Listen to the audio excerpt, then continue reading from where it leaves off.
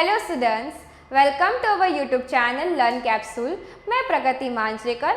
आज हम पढ़ने जा रहे हैं class 8 science chapter number 1 crop production and management. ये लास्ट जो वीडियो है पार्ट 1 में हमने इस चैप्टर का इंट्रोडक्शन और साथ ही साथ टाइप्स ऑफ क्रॉप और एग्रीकल्चर प्रैक्टिसेस के बारे में स्टडी किया था कि कैसे नोमैडिक लोगों ने एग्रीकल्चर बॉर्न किया। बट हम इस टॉपिक में ये स्टडी करने वाले हैं कि basic practice of crop production के बारे में, मतलब कि जो क्रॉप का है वो प्रोडक्शन करने के लिए फार्मर्स को कौन से एक्टिविटी से गुजरना पड़ता है, वो हम इस टॉपिक में स्टडी करने वाले हैं। तो हम स्टार्ट करते हैं। Why paddy can not be grown in the winter season. बोजो का क्वेश्चन ऐसा है, बोजो और पहले कुछ दोनों डिस्कशन कर रहे हैं, जिससे बोजो के दिमाग में ऐसा ख्याल आया कि जो ये पैडी है जिसको हम राइस कहते हैं वो विंटर सीजन में ही क्यों ग्रो होता है। तो पहली क्वेश्चन जवाब देती है, पहली requires a lot of water, sorry paddy requires a lot of water, therefore it is grown only in the rainy season. मतलब कि पहली ऐसा कहती है कि पैडी को ग्रो करने के लिए पानी की जरूरत थोड़ी ज्यादा होती है, इसलिए ये जो क्रॉप है वो रेनी सीजन में ही ग्रो होता है। बट इट मीन्स इन दोनों के डिस्कशन से आप ये तो जान लेते हो कि कोई भी क्रॉप को ग्रो करने के लिए पर्टिकुलर सीजन की ज़रूरत होती है। हमने लास्ट लेक्चर में हमने पढ़ा था खरीफ क्रॉप के बारे में और रबी क्रॉप के बारे में और जेड क्रॉप के बारे में।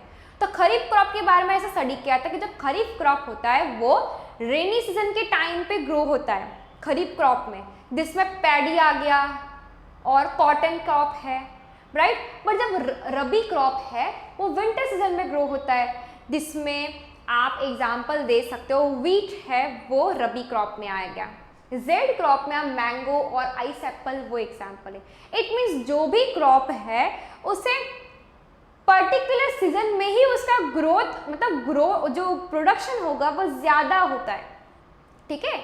नाउ हम स्टार्ट करते हैं basic practice of crop production के बारे में। Cultivation of crops involves several activities undertaken by farmers over a period of time. It means that जब भी क्रॉप की हम प्रोडक्शन जब हम करते हैं तो उस क्रॉप को ग्रोथ होने में, प्रॉपर वे से डेवलप होने में काफ़ी टाइम लगता है। ऐसा नहीं कि आपने वीट को जमीन पे गाड़ दिया तो वीट जल्दी ग्रो हो जाएगा छुटकी में। ऐसा नहीं है कि आपने मैंगो प्लांट को अभी आपने कल्टीवेट कर दिया तो उससे चुटकी में मैंगो ग्रो होने लगेगा, ऐसा बिल्कुल नहीं है। हर चीज़ को ग्रो होने में समय लगता है, एक टाइम लगता है।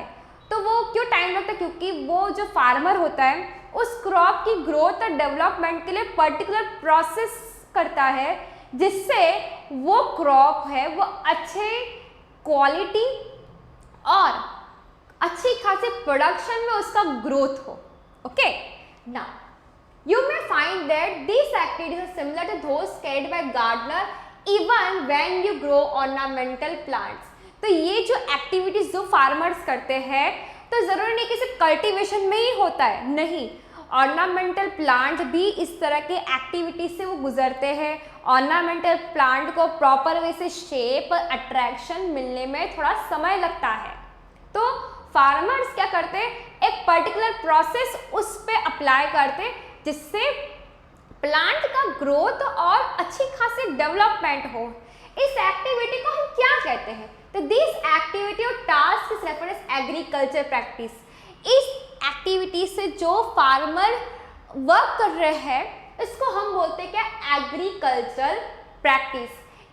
इस प्रैक्टिस में कौन से स्टेप्स इंक्लूड है? तो ये सारे स्टेप्स इंक्लूड होते हैं। पहला स्टेप होता है प्रिपरेशन ऑफ सॉइल, मतलब कि सॉइल का प्रॉपर वे से प्रिपरेशन करना। ऐसा नहीं होगा कि आप मैंगो का क्रॉप कर रहे हो, मतलब मैंगो का कल्टीवेशन आप कर रहे हो, तो मैंगो में अब डेजर्ट सॉइल है, मतलब कि रेत है, उसमें वो ग्रो नहीं हो सकता। तो मैंगो को ग्रो करने के लिए एक पर्टिकुलर सॉइल की जरूरत है। आप गलत तरीके के सॉइल आप उसमें नहीं डाल सकते। Then after come to sowing, उसके बाद में सॉइल का प्रिपरेशन होने के बाद उसमें हम क्या करते हैं? बीज यानी कि सोविंग करते हैं।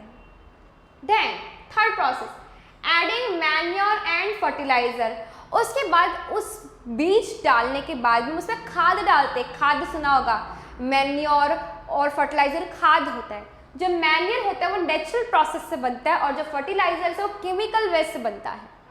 उसके बाद में आएगा इरिगेशन, मतलब कि वाटर का स्प्रिंकलिंग करना, मतलब पानी देना। जितना क्रॉप को वाटर की नीड है उतना ही पानी देना चाहिए। अगर आप उससे ज़्यादा पानी आप उस पर्टिकुलर क्रॉप को दोगे तो क्या होगा, वो क्रॉप डैमेज हो सकता है। इसलिए जितनी पानी की नीड हो उतना ही पानी दो, मतलब दिन पानी डाल देने से कि क्रॉप एक दिन में ग्रो नहीं हो जाता, ठीक है। आप एक दिन में मैंगो नहीं उगा सकते। देन फिफ्थ है प्रोटेक्टिंग फ्रॉम वीड्स, वीड्स से प्रोटेक्शन करना, मतलब ये वीड्स क्या है, एक तरह का एक अनवांटेड प्लांट है, बराबर, जो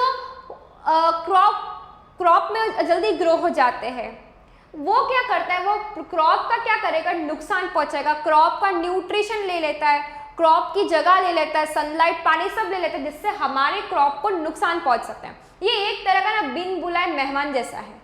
जैसे कि कोई भी मेहमान बिना पूछे अगर हमारे घर पे आते हैं तो हमें थोड़ा सा इरिटेट लगता है कि कैसे आ गया ये, राइट। तो उसी तरह से ये वीड्स भी बिन बुलाए मेहमान जैसा ही है, जो नहीं भी ग्रो करते फिर भी आ जाता है, right. Then after is harvesting, harvesting मतलब होता है कटाई।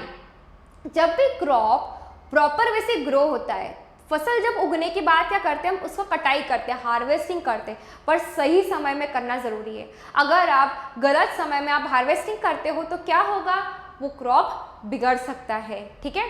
Then after last is storage, जब भी कटाई होने के बाद में क्रॉप को अच्छे से क्लीन करने के बाद उसे सही जगह पे स्टोर करके रखना भी ज़रूरी है। मॉइस्चर से प्रोटेक्ट मिलना चाहिए, रूम टेम्परेचर में रहना चाहिए। और दूसरी बात है कि स्टोरेज में क्रॉप जो भी हम जिस भी क्रॉप को हम स्टोर करते हैं उसको हमें पता है उसमें प्रिजर्वेटिव ऐड करना पड़ता है, जैसे कोई मेडिसिन ऐड कर ली या नीम के पत्ते डाल दिए या हमने ऑयल डाल दिया, राइट। जिससे क्या होगा, वो जो क्रॉप है वो लॉन्ग टाइम तक स्टोर रहेगा, वरना वो क्रॉप बिगड़ सकता है। आपकी मम्मी होगी जब भी मार्केट से कोई भी गेहूँ है या वीट है या राइस लेकर आती है तो उस राइस को और वीट को लॉन्ग टाइम तक रहने के लिए उस पर कुछ ना कुछ मेडिसिन या कुछ नीम के पत्ते या तो फिर कुछ ऑयल है वो उसमें ऐड करती है, जिससे क्या होगा, वो जो क्रॉप है वो खराब ना हो। वरना क्या होता है, उसमें इंसेक्ट्स आने लगते हैं वो सब चीज़ क्या करते हैं, वो क्रॉप को बिगाड़ देते हैं, डैमेज करते हैं, जिससे उस फार्मर की सारी मेहनत पानी में जाती है और वो जो क्रॉप है वो खाने लायक भी नहीं रहता। इसलिए क्रॉप को प्रॉपर वे से स्टोरेज करना भी ज़रूरी है। तो हम ये सब चीज़ जो टॉपिक्स है वो नेक्स्ट वीडियो में डिटेल में स्टडी करेंगे, राइट। तो आज की वीडियो में हम इतना ही रखते हैं, आज के सेशन में हम यहाँ तक ही रखते हैं। अगर आपको हमारा वीडियोस पसंद आया हो तो लाइक कीजिए, शेयर कीजिए और सब्सक्राइब कीजिए और नोटिफिकेशन बेल आइकन को प्रेस कीजिए। Thank you so much.